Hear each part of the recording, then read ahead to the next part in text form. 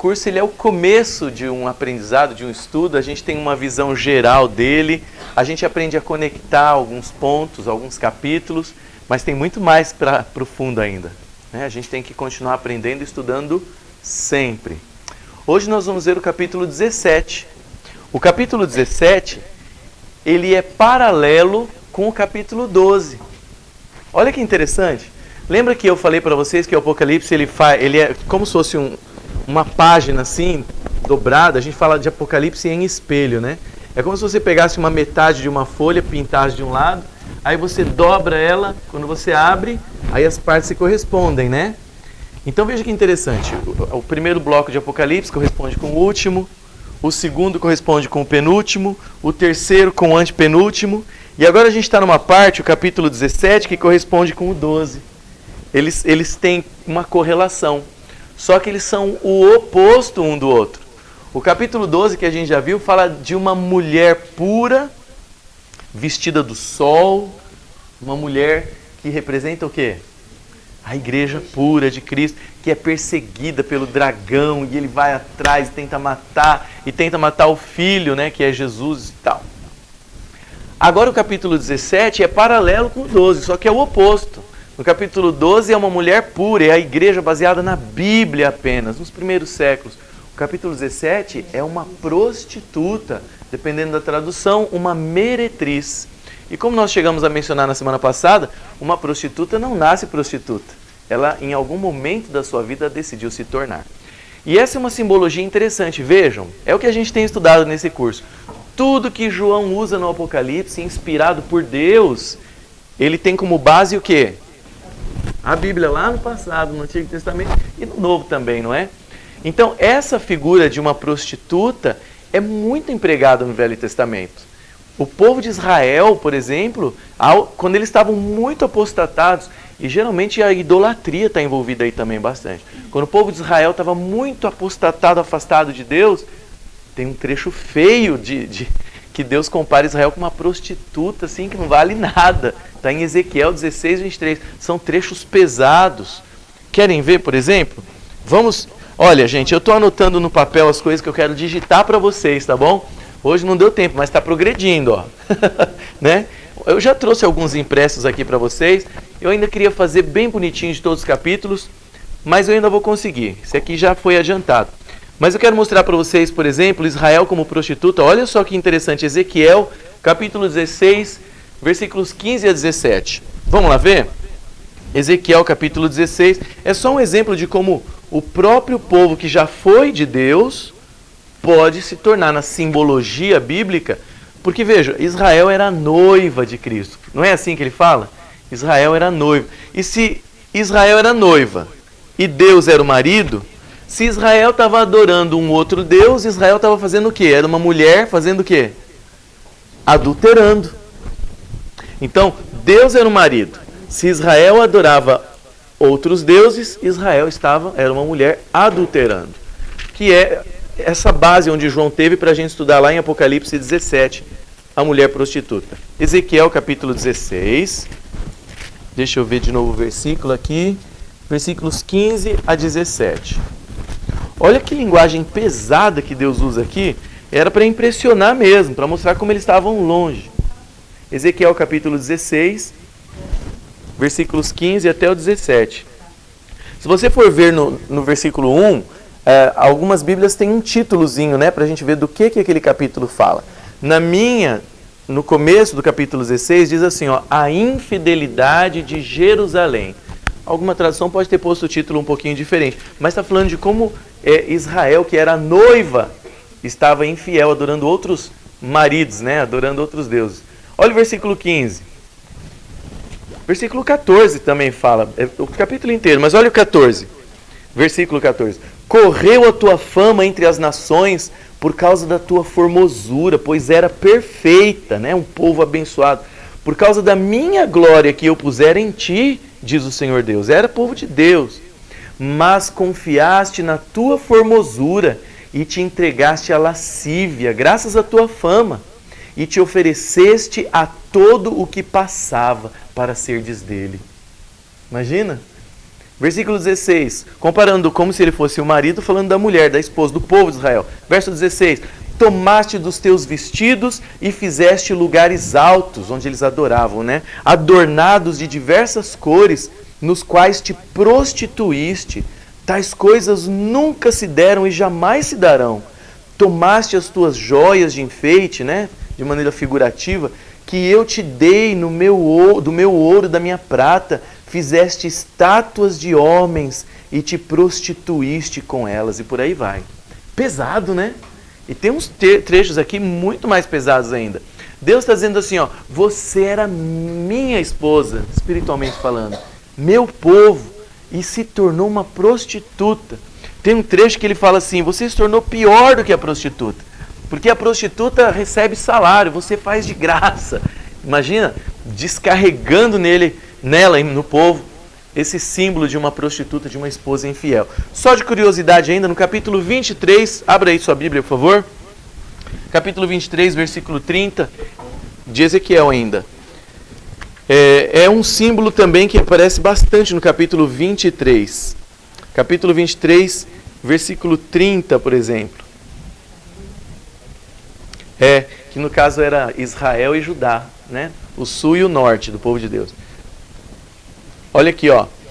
Estas coisas, verso 30, se te farão, porque te prostituíste com os gentios, né, os povos vizinhos, e te contaminaste com os seus ídolos. Então, essa é a ideia da prostituta, da igreja, no capítulo 17. E que mulher na simbologia bíblica é igreja, a gente viu bastante, né? No Velho Testamento era a simbologia do próprio povo de Israel, que se tornou infiel. E no Novo Testamento é a simbologia da igreja.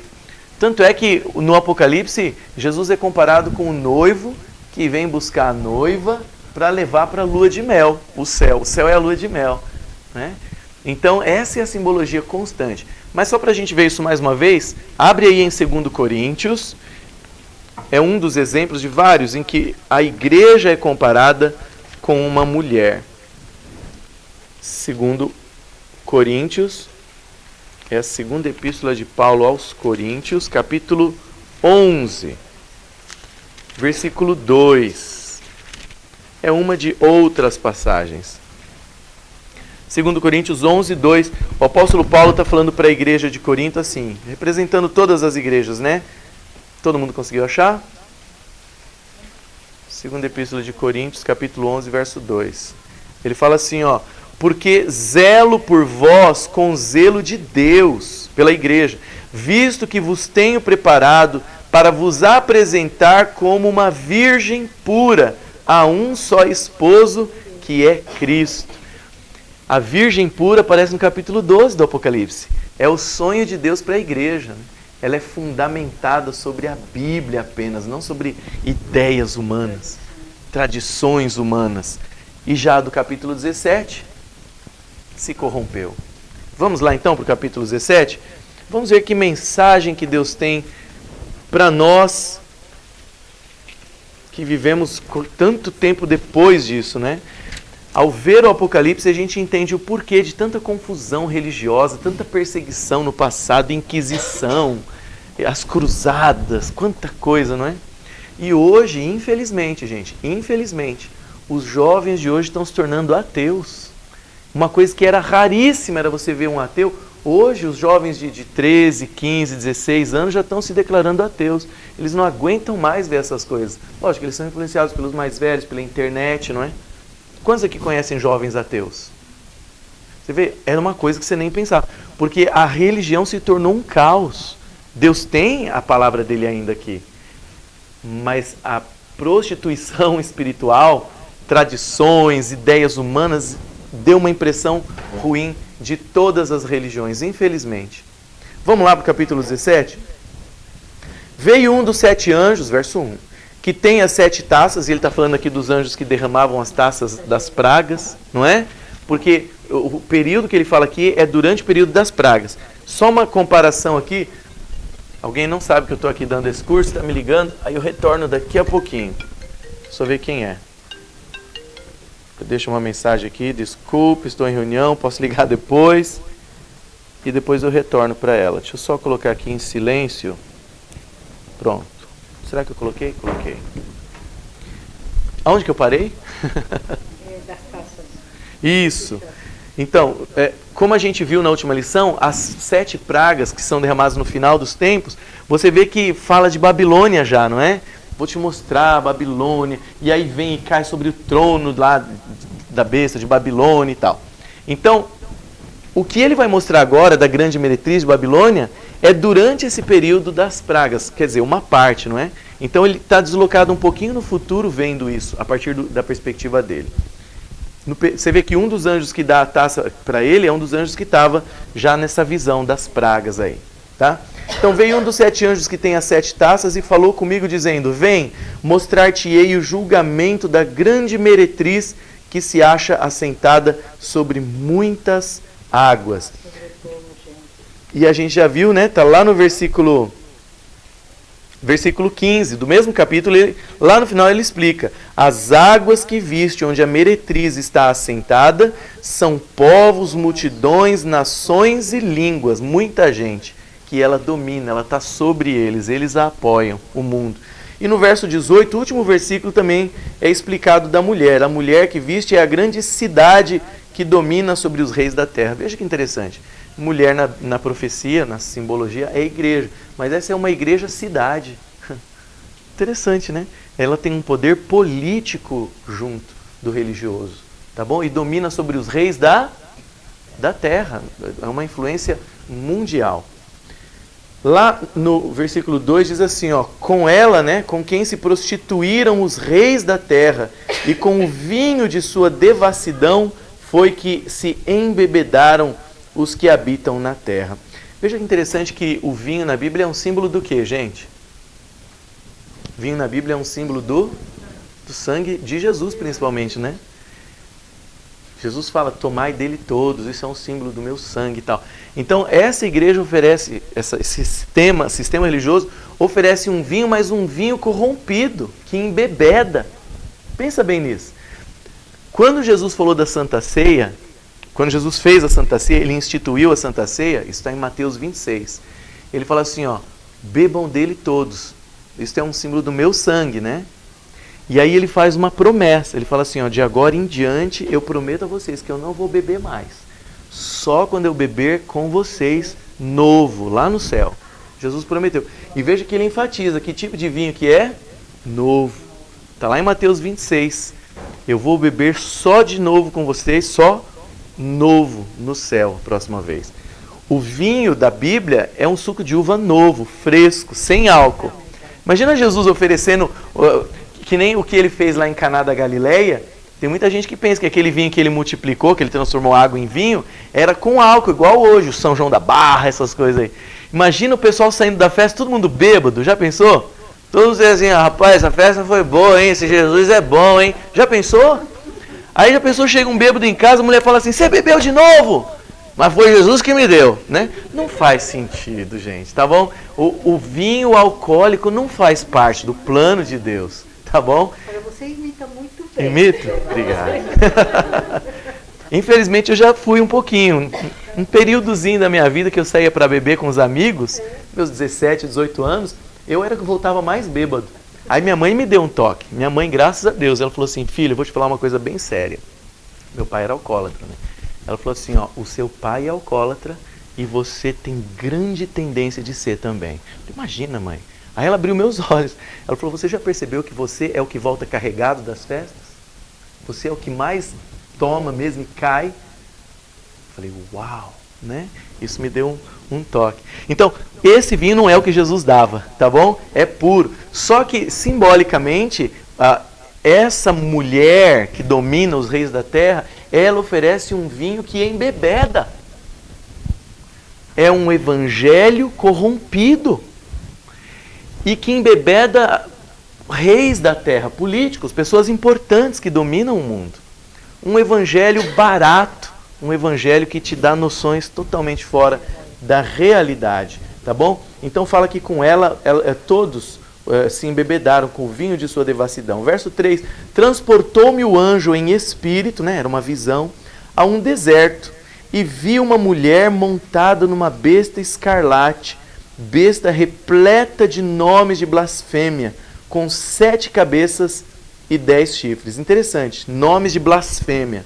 Achava-se a mulher vestida de púrpura, de escarlata, adornada de ouro, riquíssima, ouro, pedras preciosas e pérolas, tendo na mão um cálice de ouro transbordante de abominações e com as imundícias da sua prostituição.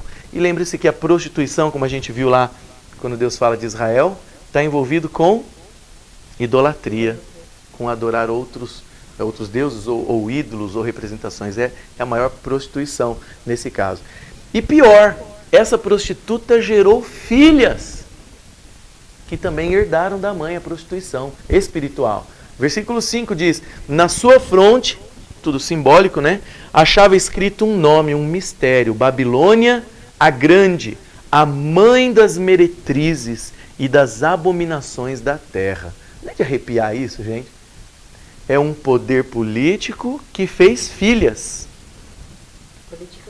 Político-religioso. Obrigado por lembrar. Que fez filhas.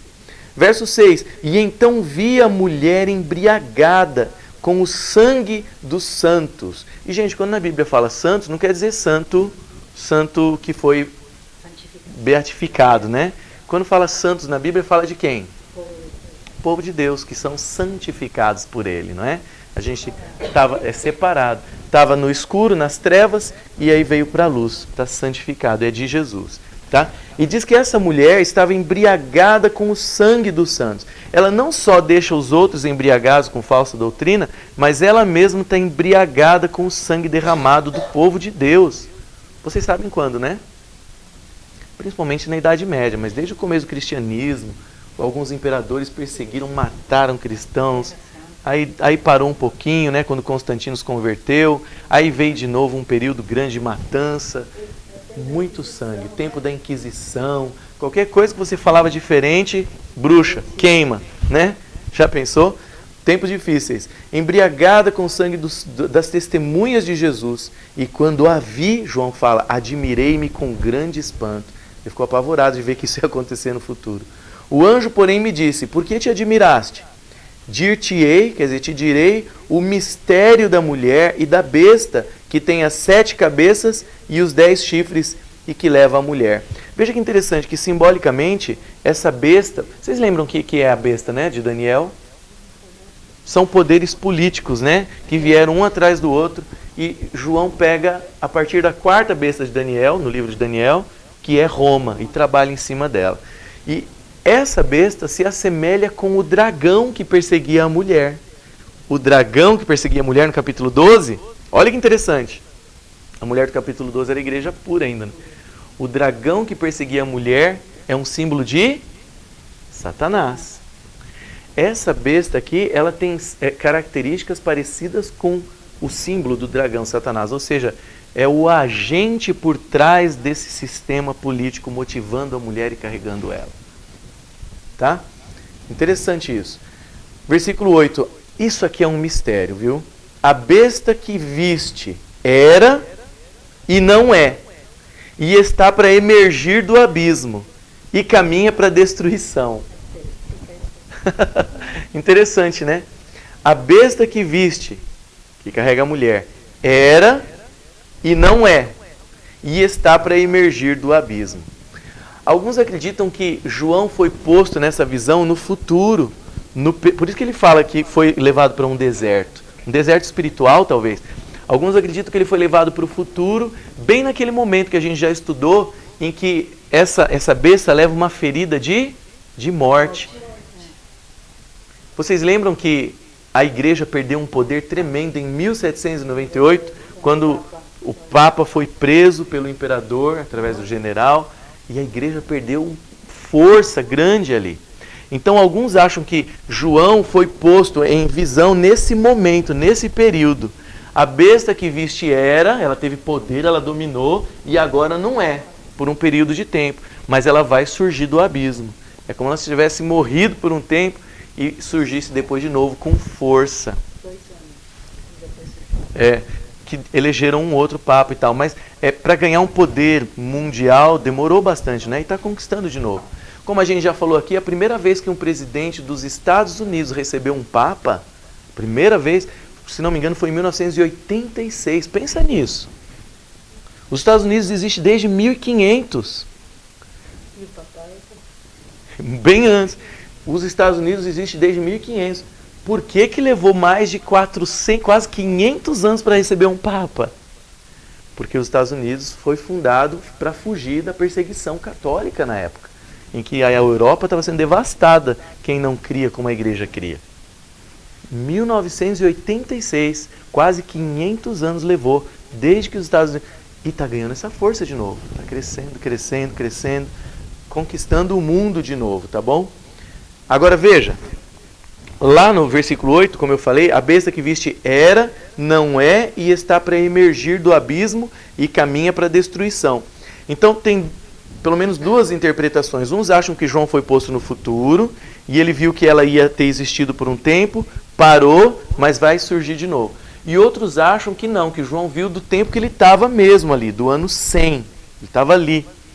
Então alguns acham que ali é um período em que Roma imperial estava para passar quase e ia surgir a Roma papal aí, né? Um período de Roma pior. Não sabemos. O fato é que, para mim, parece mais plausível esse período em que a besta deixou de agir por um tempo, ela era, não é, mas vai surgir de novo, tá bom? E caminha para a destruição. E aqueles que habitam sobre a terra, cujos nomes, olha que interessante isso, cujos nomes não foram escritos aonde? No livro da vida que está no céu, desde a fundação do mundo, se admirarão, vendo a besta que era e não é, mas surgirá de novo, aparecerá. Que interessante isso. Os nomes daqueles que não estão no livro da vida. E quem que está no livro da vida? Todos os que aceitaram Jesus como seu Salvador, que querem seguir, receberam Jesus no coração, o nome está nesse livro da vida. Quem não está no livro da vida é porque não aceitou Jesus como Salvador. E aí aceita qualquer coisa que o povo mostra. Qualquer coisa que aparece, o povo já, que legal, que interessante e tal. Vocês lembram um tempo que o povo estava fascinado com imagens que apareciam nas folhas? Olha, as folhas estão mostrando imagens. Uma janela manchada, olha aquela mancha na janela, lembra um santo ou outro. O povo cai em qualquer coisa, gente. Se o nome não está no livro da vida, porque você quer saber de Jesus, da verdade, você vai cair em qualquer conto de qualquer coisa. Qualquer fábula, né? Agora tem mais um mistério interessante aqui no versículo 9. Aqui está o sentido que tem sabedoria. As 7 cabeças são 7 montes, nos quais a mulher está assentada. E são também 7 reis. Muitas pessoas dizem que o Vaticano, eu nunca fui lá, é a cidade dos 7 montes. Foi chamado por muito tempo em Roma, né? A cidade dos 7 montes. Foi lá? Viu o tal dos 7 montes? Olha só. E diz que eles têm nome, né? Aventino, Palatino, Quirinal, Viminal, Célio, Esquilino e Capitolino. São os 7 montes. O Milton lembra mais que eu. É? Então, eu preciso escrever ele várias vezes. Ele é mais rápido na memória. Eu não sei porque eu li isso há muito tempo, eu nunca mais esqueci dessa sequência. Aventino, Palatino, Quirinal, Viminal. Ligação, né? E aí fica fundido ali no cérebro. Então veja, são 7 montes nos quais a mulher está assentada. E são também 7 reis. Alguns não sabem aqui se esses 7 reis quer dizer, como o 7 é um número total, completo, que talvez não esteja se referindo a 7 reis, 7 governadores propriamente ditos. Mas como 7 é um número total, talvez aos imperadores da terra, os líderes políticos da terra, tá bom? Isso não é bem claro. Agora olha só, são também 7 reis, dos quais caíram 5. Pensa comigo, ó. São 7 reis também, essa simbologia, dos quais caíram 5. Um existe, que é o 6º, e o outro ainda não chegou. E quando chegar, tem de durar um pouco. Complicado isso, né? Alguns acreditam que esses 7 reis são 7 governos que perseguiram o povo de Deus. Alguns acreditam que começa lá na Síria. A Síria, e aí vem depois Babilônia, Medo-Pérsia, Grécia, Roma. E aí eles falam que o Roma, onde João estava, é o que agora existe. Onde fala assim, ó, são 7 reis, ou seja, da história toda, né? Da história do mundo, inimigos do povo de Deus. Os assírios sempre perseguiam o povo de Deus. Primeiro o Egito. Egito perseguiu o povo de Deus, você conhece a história. Depois a Assíria foi um problemão, uma pedra no sapato também. Aí depois vem Babilônia, Medo-Pérsia, Grécia. Olha só, 5 caíram, já passou. 1 agora existe. Qual que é o período que João vivia? Veja, no Apocalipse não faz menção de Roma uma vez. A palavra Roma. Mas está falando direto dela. Só não pode falar o nome. Se falasse o nome, aí a cartinha não ia chegar até nós. Então ele fala constante, mas não fala o nome. Então, no período que João vivia, era o período romano. Então, alguns acreditam que se contar desde o primeiro perseguidor do povo de Deus, como nação, os 7 reis, dá 5. O Egito, a Síria, aí depois vem Babilônia, Medo-Pérsia, Grécia, 5 já caíram, e agora ele estava no 6º. 1 agora que era Roma imperial. E aí quando ele fala assim, ó, onde que eu estou? Verso 10. Dos quais 5 já caíram, 1 existe e o outro ainda não chegou. E quando chegar tem de durar um pouco. E alguns acreditam que aí é Roma papal, que perseguiu o povo de Deus também por um bom tempo. E está durando um bom tempo, não está?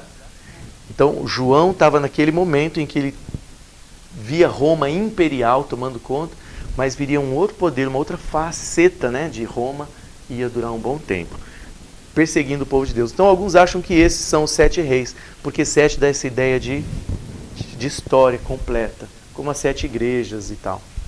Verso 11, e a besta que era e não é, olha que complicado isso, tem muita gente tentando interpretar isso, é difícil essa. A besta que era e não é, agora enquanto ele fala, também é ele mesmo, o 8º rei, que procede dos 7 e caminha para a destruição.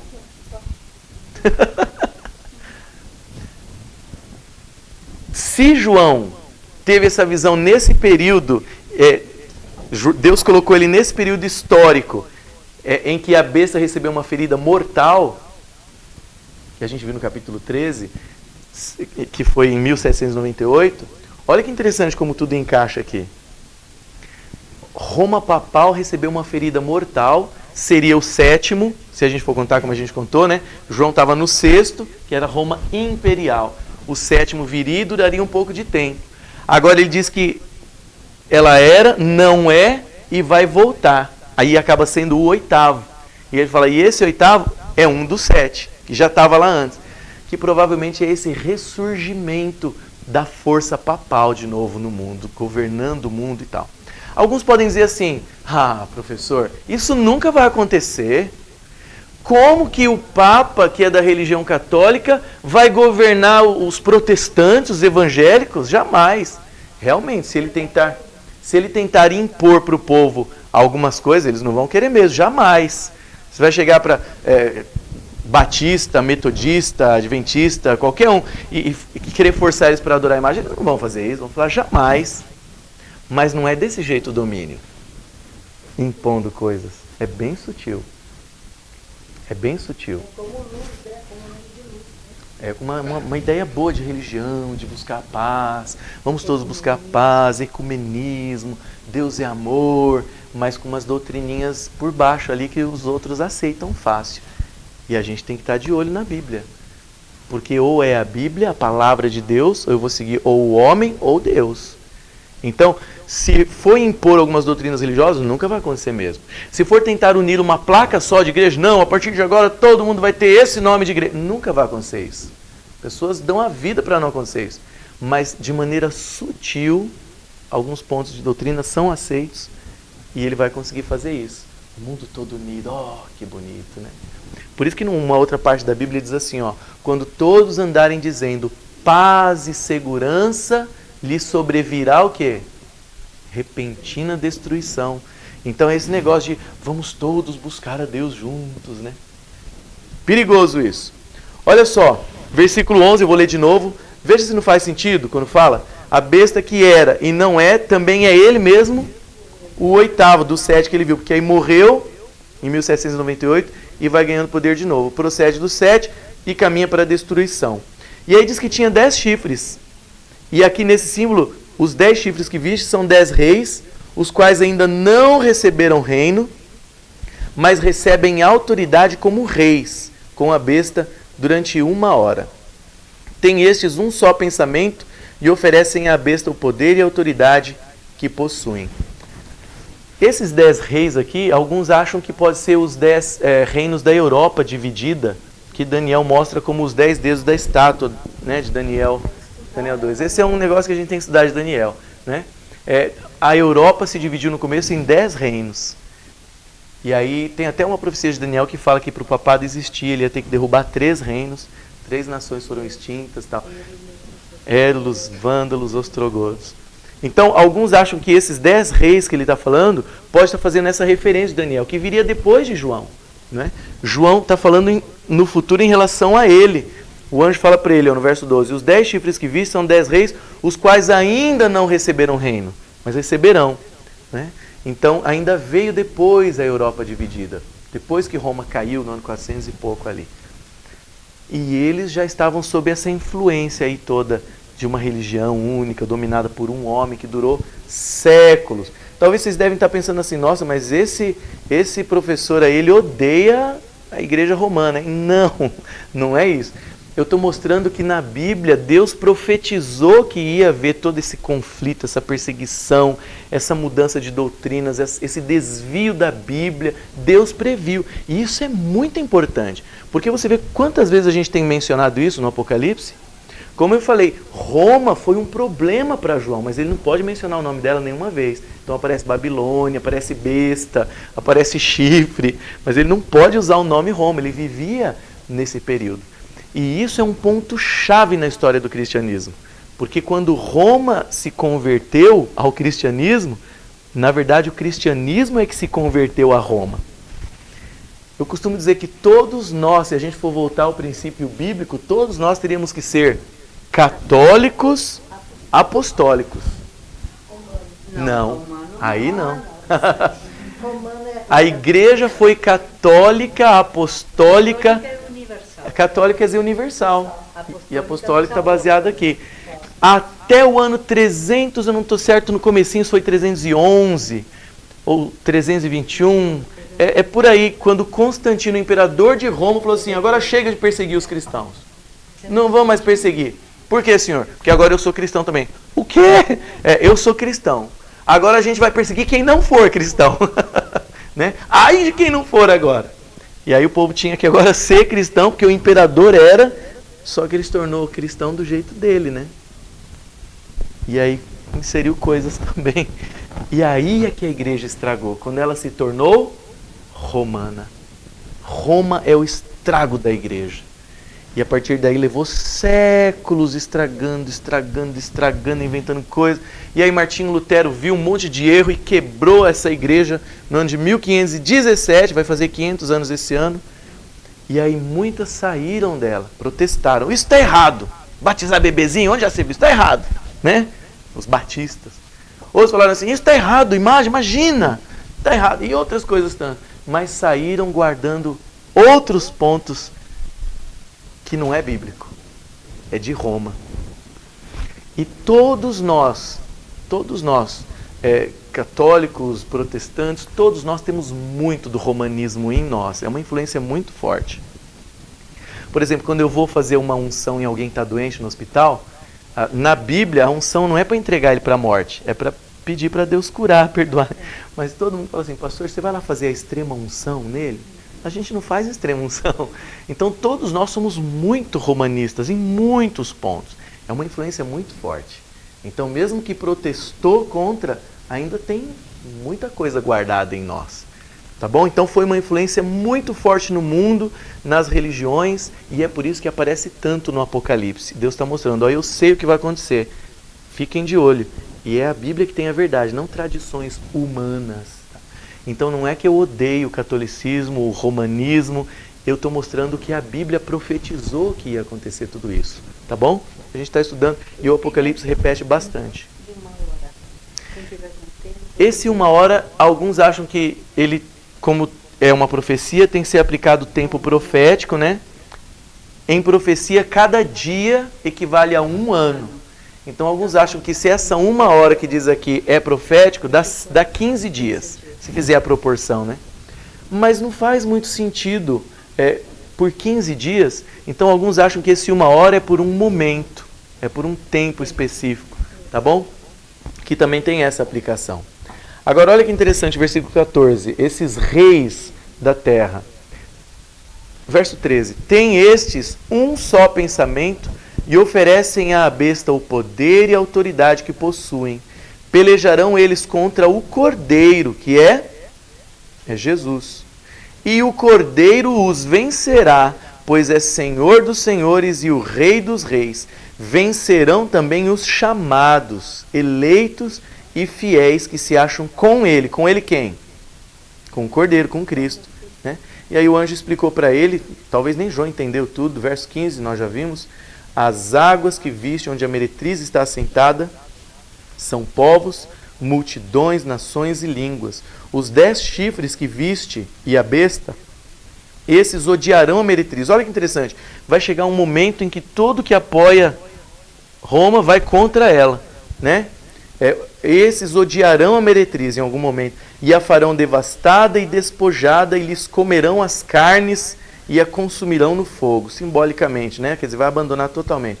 Porque em seu coração, olha que interessante isso, no coração deles, em seu coração incutiu, quer dizer, colocou Deus que realizem o seu pensamento deles e o executem a uma e deem à besta o reino que possuem, até que se cumpram as palavras de Deus. A mulher que viste é a grande cidade que domina. Alguns falam assim, mas foi Deus que colocou neles esse desejo de devastar a Babilônia, de ir contra ela no final, né? Esse poder político religioso. Na Bíblia usa essa linguagem quando Deus deixa a pessoa solta. Então, ela quer agir assim, então deixa ela agir assim. Eu não vou mais tentar influenciar com o Espírito Santo. Esse mesmo tipo de frase está em Romanos 1, quando Deus fala que as pessoas querem tanto fazer do jeito delas, que Deus entrega a elas suas próprias paixões, deixa elas fazer como elas querem. Quer ver isso? Vamos lá em Romanos 1. Romanos capítulo 1, o que diz aqui, Deus incutiu em seus corações, deixa então eles fazer como eles querem. Romanos capítulo 1, ali fala que Deus vai deixar o povo uma hora fazer do jeito que eles querem. Eles querem um engano? Então deixa eles no engano. Romanos capítulo 1 é um capítulo bem forte da Bíblia, viu? Romanos capítulo 1. Deixa eu ver aqui, ó.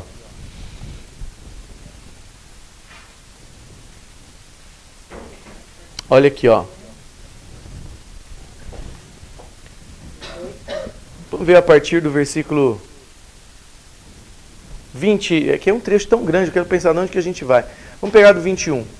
Porquanto, tendo conhecimento de Deus, não o glorificaram como Deus, nem lhe deram graças, antes se tornaram nulos em seus próprios raciocínios, obscurecendo-lhes o coração insensato. Não quer saber de Deus? O raciocínio fica escuro, né? Inculcando-se por sábios, tornaram-se loucos, e mudaram a glória do Deus incorruptível em semelhança da imagem de homens corruptíveis, né, ídolos, bem como de aves, quadrúpedes e répteis, que aí faziam tudo que é ídolo também. Olha aqui o verso 24. Por isso Deus entregou tais homens à imundícia pelas concupiscências de seu próprio coração, para desonrarem o seu corpo entre si. Aí aqui fala de homossexualidade também, né? Só para, já que a gente está aqui, verso 25. Pois eles mudaram a verdade de Deus em mentira, adorando e servindo a criatura em lugar do Criador, o qual é bendito eternamente. Amém, ele coloca. Aí no verso 26, ó, por causa disso, Deus os entregou a paixões infames. Não é que Deus os conduziu. Deus deixou eles. Você quer então seguir seu coração? Não quer minha influência? Então deixa seu coraçãozinho seguir para onde você quer, né? Deus entregou as paixões infames, porque até as mulheres mudaram o modo natural de suas relações íntimas por outro contrário à natureza. E eu estou falando aqui para adultos, está filmando também, talvez dá para editar essa parte, porque o povo gosta de pegar só um trechinho da internet às vezes, né? Isso aqui está falando do sexo anal, viu, gente? Sodomismo é a palavra, é isso aí. Que era o que acontecia em Sodoma, né? Com homens e mulheres. Então você vê, Deus deixa a pessoa seguir seu próprio coração. Filho, você não quer me seguir não? Você não quer? Deixa eu te dar um conselho. Então segue teu coração, olha o que vai acontecer. E aí fala que naquele tempo até as suas mulheres mudaram o modo que? Natural das suas relações íntimas. Qual é o modo natural? É o modo que Deus criou, anatômico, que se encaixa tudo perfeito, tudo que é a vagina, né? Pelo contrário à natureza. E até os homens, verso 27, semelhantemente os homens também, deixando o contato o quê? Natural da mulher. Essa é a natureza. Deixando o contato natural da mulher, se inflamaram mutuamente em sua sensualidade, cometendo torpeza, quer dizer, vergonha, algo absurdo. Homens com homens, está escrito lá. E recebendo em si mesmos a merecida punição do seu erro. Que devia ser já AIDS, gonorreia, o que fosse, não é? Verso 28 para terminar. E por haverem desprezado, olha aqui, é o que a gente, para comparar lá do Apocalipse, que Deus inculcou na cabeça deles, é eles que escolhem. Olha o verso 28. E por haverem desprezado o conhecimento de Deus, o próprio Deus os entregou a uma disposição mental reprovável para praticarem coisas inconvenientes. Então veja, lá no Apocalipse, quando fala que Deus deixou na mente deles fazer como eles quiserem, é o que está dizendo aqui. Eles não querem Deus dirigir, não querem Deus, não querem aquela proteção, não querem o Espírito Santo indicando, isso está errado, isso é pecado. Então deixa eles fazer como eles querem. Vão ter que colher as consequências disso. É isso que diz lá no finalzinho do Apocalipse. Eu anotei alguns versículos aqui. A gente viu hoje o Apocalipse 17, não é? Eu anotei alguns versículos para... Oi? Bem difícil, né? É bem difícil o capítulo 17. Por causa desses era, não é e será, e o oitavo, né? Aí eu anotei algumas coisas aqui que a gente não viu. Por exemplo, já vimos Israel como prostituta. A mulher, já vimos também em Coríntios 11. Vermelho, quando fala que a mulher estava numa besta vermelha, escarlate, são símbolos do pecado. Essa mulher está montada no pecado, né? Isaías 1,18, por exemplo. Deus fala assim, ainda que os seus pecados sejam vermelhos como escarlate, eu vou perdoar vocês. Com todo respeito aos católicos, isso é uma coisa que sempre me chamou a atenção. Que se escarlate é a cor do pecado, muitos, não sei se são bispos, arcebispos, têm a vestimenta púrpura escarlate. A ideia é do sangue, né? A ideia é do sangue de Cristo, né? Mas na Bíblia mostra que o vermelho é um símbolo do pecado também, o vermelho. E essa mulher é cheia de ouro, vocês viram na descrição? Cheia de ouro e riqueza e vermelho e tal, né? Muito interessante. Só 2 versículos para a gente terminar. O Apocalipse, ele bebe no Velho Testamento e em outras partes da Bíblia. A destruição da Babilônia terrestre, não a espiritual, né? Essa espiritual simbólica. Aqui está lá no Iraque, as ruínas dela. Ela é retratada de um jeito bem vívido no Velho Testamento. Porque eles também castigaram o povo de Deus bastante, né? Então, quando chega o momento do juízo deles, Deus fala assim, ó, eu vou castigar a Babilônia. Eu vou fazer assim, vai acontecer isso, vou entregar eles a uma disposição mental também, deixa eles seguirem o caminho deles. E muito desse símbolo usado para a Babilônia real é repetido na espiritual. Então, quem leu lá a Bíblia no Velho Testamento vai conseguir entender bastante desse contexto do Apocalipse. É uma aplicação espiritual, para não mencionar o nome de Roma, né? Uma aplicação espiritual falando Babilônia e comparando como Babilônia acabou. Por exemplo, a mulher estava montada numa besta que estava sobre muitas águas. Olha como que ele fala de Babilônia lá no Velho Testamento. Veja, por favor, Jeremias 51:13. A destruição da Babilônia real, terrestre, ela é bem enfatizada em Jeremias, principalmente capítulo 25 e 51:13.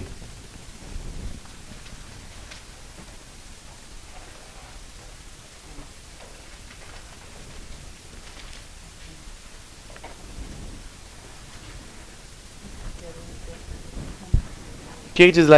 Jeremias, né? 51:13. Ó tu que habitas sobre muitas águas, rica de tesouros, chegou o teu fim, a medida da tua vareira. Olha que interessante, quando Deus falou com a Babilônia terrestre, que é as ruínas lá no Iraque, ele falou assim, ó tu que habitas sobre muitas águas, teu fim chegou, tua batata está assando, né? Na linguagem de hoje.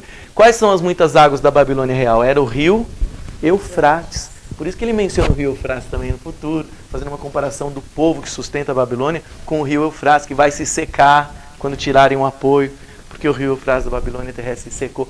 Então, Jeremias 25, o capítulo 25, capítulo 50 e 51, dá muitas descrições da destruição de Babilônia que João emprega depois no Apocalipse. Ou seja, o Apocalipse foi escrito para quem quer conhecer a Bíblia, a palavra de Deus. Quem quer chegar no Apocalipse, tentar entender lá, eu vou entender, vai inventar coisas. Não vai pegar o que João tentou mostrar. Imagina, o João está bebendo lá de Jeremias para dar a interpretação e você está tentando adivinhar com um supercomputador o que ele quer dizer. Houve uma obra que saiu faz anos já, um livro chamado O Código da Bíblia. Que é isso que eles pegam a Bíblia na língua hebraica, põe no computador, faz muitos anos, e aí mistura, igual uma loteria. Aí saem as palavras, as letras em hebraico. Aí, claro que uma hora vai dar coincidências, né? Aí aparece lá, Kennedy. Olha que previu o assassinato do Kennedy. Né? Apareceu lá, Obama. Olha que previu que o Obama ia... Gente, não é assim que a Bíblia é para ser interpretada. Se você pegar até um gibi e misturar as letras em português, vai sair coisas, né? Não é. É para entender por que o profeta está dizendo isso, o que ele está querendo dizer nesse contexto, como é que os primeiros leitores da carta entenderam, baseados no conhecimento que eles tinham da Bíblia. É esse que a gente tem que ter hoje também.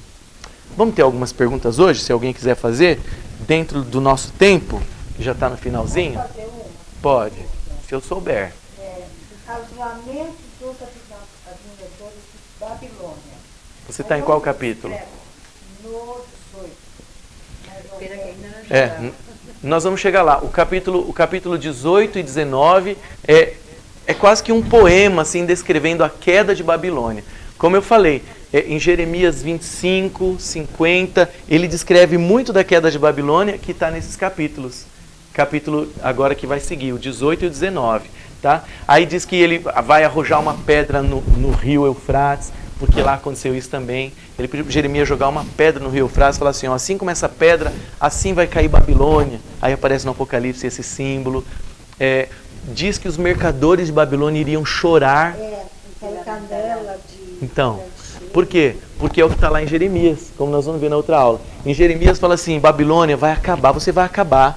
Ele fala como se fosse uma pessoa, né? Os teus mercadores que se enriquecem com você vão chorar de ver que a tua destruição chegou. Está lá em Jeremias, falando da Babilônia real. Então ele usa os mesmos símbolos para falar da Babilônia espiritual, mística também, no Apocalipse. Vamos ver se na semana que vem eu consigo colocar os versículos casados para vocês verem os daqui com os de lá, para a gente não perder muito tempo com isso. Tá bom? Mas a gente vai chegar lá. Alguém quer perguntar mais alguma coisa do que a gente tem estudado? De acordo com uma parte do Apocalipse, diz que sim. Porque quando ele vê os salvos representados por 144 mil, e vocês lembram que a gente viu que isso é um número simbólico, né? Porque se for 144 mil, literalmente é muito pouca gente e é tudo judeu. Porque diz que é 12 mil de Issacar, 12 mil de Zebulon, quer dizer, você está perdido, meu filho, se você não é judeu. 12 tribos. Então é simbólico, né? E quando ele fala assim que os 144 mil estão no céu, aí João fala assim, quem são esses? De onde vieram? Aí ele fala assim, ó, são os que vieram de uma grande tribulação, que lavaram suas vestes no sangue do Cordeiro e as branquearam. Então dá a entender que a igreja vai passar pela grande tribulação. Fala assim, ó, estes não adoraram a besta, nem a sua imagem, né? Esse sistema religioso falido, então vão passar sim. Há uma teoria de que Deus vai arrebatar, Deus não vai deixar sofrer muito, né? A fé vai vencer. Tem uma teoria que diz que Deus vai arrebatar a igreja antes da tribulação. Mas não, a Bíblia diz que a igreja vai passar. Por isso que Jesus fala em outro trecho que eu não lembro agora, ele fala assim, ó, eu te guardarei da grande hora de provação que há de vir sobre o mundo. Acho que está no começo do Apocalipse, não lembro. Mas é um trecho forte. Jesus fala, eu te guardarei da grande hora de provação que há de vir sobre o mundo. Então nós vamos passar por ela sim. Então, mas como você disse, de repente, a gente não consegue definir quando começa essa grande tribulação. Porque se a gente vê a sociedade, tem muitas pessoas que estão passando... Está engrossando o caldo, né? É verdade. Algumas nações mesmo, que você vê uma injustiça, uma destruição total. Chega a ver pessoas numa condição desumana. Mas é que essas tribulações ainda não são pelo motivo apontado lá, que é por uma perseguição religiosa.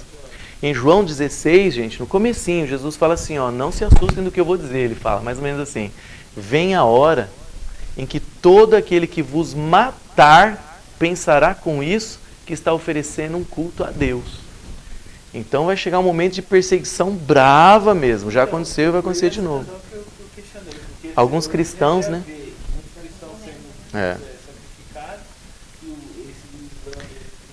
É que esses que estão sendo sacrificados ainda não é por esse motivo, dessa união religiosa apóstata. É por causa dos muçulmanos. Que é uma praga também, uma praga no mundo. Exatamente. Eu tenho uma teoria muito forte comigo, que vai chegar um momento que o mundo vai odiar tantos muçulmanos, que eles vão odiar todo aquele que é o que eles chamam de fundamentalista. O que é fundamentalista? Está escrito na Bíblia? Eu creio, né? Então os muçulmanos eles chamam de fundamentalistas quando ele fala assim, está escrito que tem que degolar o infiel? Eu vou degolar, né? E hoje eu vi 3 versos do Alcorão, eu fiz uma pesquisa, o Alcorão manda degolar mesmo, não manda, né? Mas ele fala assim, ó, quem não serve o Alá e o Maomé, não crê, tem que perder sua cabeça.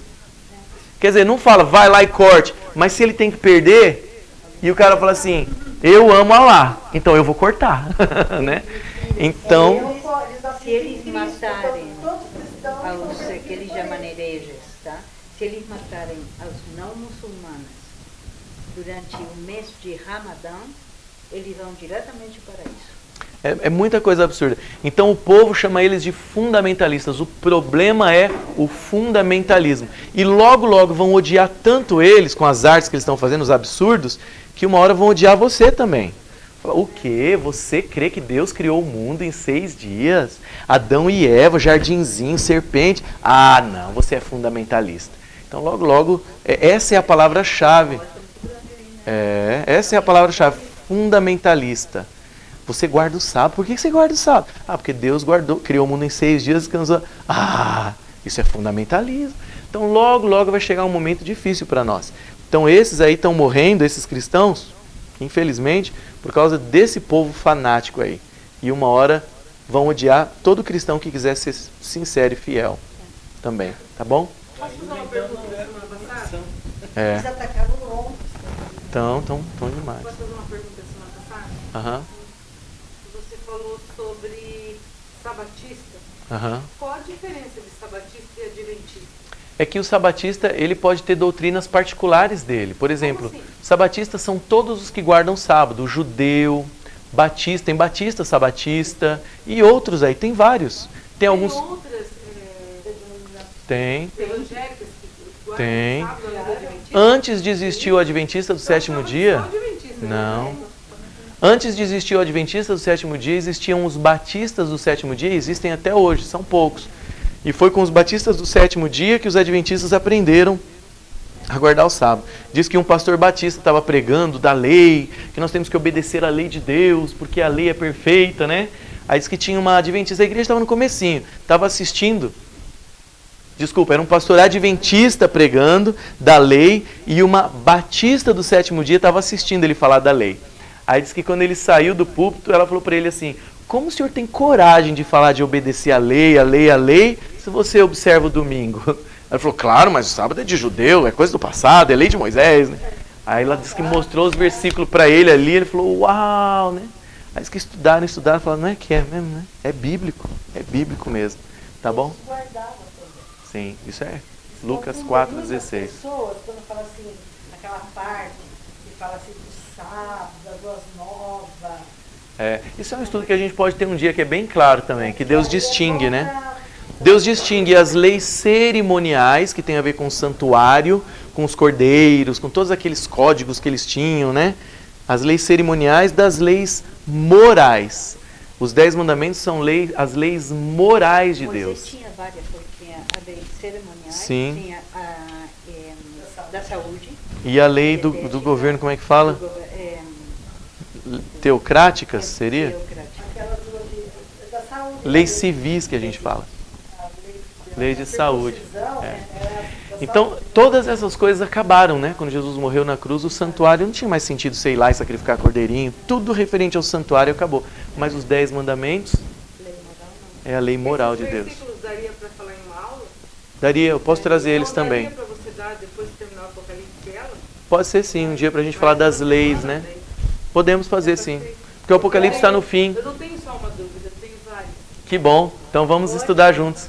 A próxima aula a gente vai ver rapidamente essa questão da queda de Babilônia e vamos entrar no milênio, Apocalipse 20, que é muito importante, tá? Então eu vou trazer os versículos já que comparam a queda de Babilônia mística, que é essa, né, das uniões religiosas, vários versículos conectando com o Velho Testamento. Então a gente vai passar mais rapidinho por lá e vamos entrar no Apocalipse 20, o milênio. É muito importante aquilo. E aí só vai faltar mais uma aula do Apocalipse, que o capítulo 21 e 22, estão conectados, fala do céu, tá bom? O que você falou? Aí a gente vai ter essa aula depois, tá bom? Então por hoje é isso daí. Quero que vocês saibam, eu sempre falo isso, quero repetir, que nós não estamos falando mal de uma igreja. Vamos escolher uma igreja para bater nela no nosso curso, né? Nenhuma, nem duas, nem três. A gente está tentando estudar o Apocalipse dentro do código, das chaves que ele colocou lá. E ele tenta mostrar várias vezes que Roma foi um problemaço para a verdade cristã. Roma, tá bom? Saulo, né, que é o apóstolo Paulo, foi perseguido porque ele era um cidadão romano. E foi perseguido por quê? Porque ele era cristão. Porque se tornou cristão. Ele não era cristão. E como ele era romano, ele morreu mesmo assim, né? Mas por ser romano, ele teve o privilégio de ser decapitado. Ele era cidadão romano, então não foi com uma espadada, não foi com cicuta. Foi uma só, assim, ó. Mas ser melhor que a crucifixão. Não foi crucificado. Gente, vocês estão gostando desse estudo? É muito profundo, né? É parte difícil, esse do era, não é, e vai ser e tal. Tem muita coisa que a gente ainda não tem certeza, mas eu tenho certeza de uma coisa, que esse estudo vai proteger a gente no futuro e ele abre a nossa mente também para muitas coisas. A gente vê como Deus é maravilhoso, como Deus é profundo, como Ele sabe do fim desde o princípio. E Ele sabia das coisas que iam acontecer. Tá bom? E para a gente não ser enganado nunca, tá bom? Vamos fazer uma oração? Senhor nosso Deus, muito obrigado pelo Teu amor. Muito obrigado por nos revelar o fim desde o princípio. Obrigado porque nós podemos entender na Tua palavra essas confusões religiosas e tanta coisa que aconteceram. Nós podemos ver na história e na Tua palavra por que aconteceu isso. Mas nós queremos estar sempre fundamentados nas Escrituras Sagradas, na verdade, como aquela mulher do capítulo 12. Nós queremos ser um povo que Te ama e que não é influenciado por ideias humanas, mas apenas pela Tua palavra preservada nas Sagradas Escrituras. Ajude-nos a sermos fiéis a Te amarmos e a amarmos a Tua presença no nosso coração, nos transformando, nos completando e nos dando o verdadeiro sentido da vida. Abençoe cada um dos Teus filhos aqui, abençoe, por favor, esse alimento, essa confraternização que vamos ter e abençoe, por favor, os nossos lares, nossas famílias. E abençoe especialmente este lar que nos recebe também. Te peço tudo isso e Te agradeço por tudo. Em nome de Jesus. Amém.